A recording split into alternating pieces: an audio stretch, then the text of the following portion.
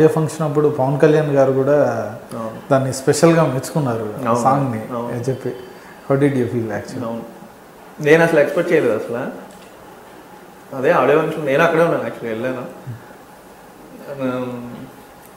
So ఆయన ఏంటంటే ఆయన వస్తారు, అడావిడిగా ఫంక్షన్ అయిపోద్ది, తక్కువ టైం ఉంటారు అని చెప్పేసి అనుకున్నారు. అందరూ అలాగే అనుకున్నారు, వచ్చారు, జరిగింది. నేను ఈ లోపల యాక్చువల్గా నేను అయ్యప్ప మాల్లో ఉన్నాను అనమాట.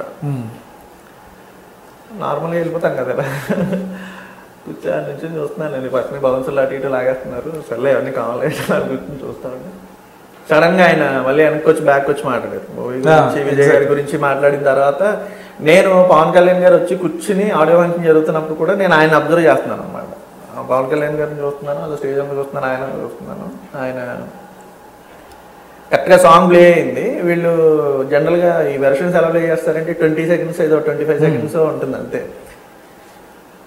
ముందు స్టార్ట్ అయిన బీజిఎంతో స్టార్ట్ అయ్యి పల్లవి స్టార్ట్ అయ్యి జస్ట్ ఊరికే ఒక 2 lines వచ్చేసరికి అయిపోయింది అది ఆ డెమో కింద. ఆ సాంగ్ స్టార్ట్ చేయగానే పవన్ కళ్యాణ్ గారి ఫేస్లో ఇంటెన్షన్ నేను అబ్జర్వ్ చేశాను అనమాట.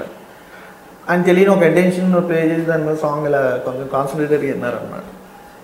అందులో నేను అందరూ యాక్చువల్లీ ఒక సాంగే రాశాను. నా సాంగ్ వచ్చినప్పుడు ఆయన ఎక్స్ప్రెషన్ ఏంటా అని నేను కొంచెం ఆయన అందరూ చూశాను. ఆయన కొంచెం కాన్సన్ట్రేషన్ ప్లే చేసి అది సడన్గా అయిపోయేసరికి నేను అరే అప్పుడే అయిపోయింది ఆయన వింటున్నారు కదా అనుకున్నాను. సేమ్ అదే నేనే విషయం ఆయన కూడా ఎలా చూశారు అనమాట, ఆపేశారు ఏంటని. నేను లోపల అరే ఏంటి ఆపేశారని చెప్పి అనుకున్నాను. తర్వాత లక్కీగా స్టేజ్ మీదకి వెళ్ళిన తర్వాత దాని గురించి ఆయన మాట్లాడారు.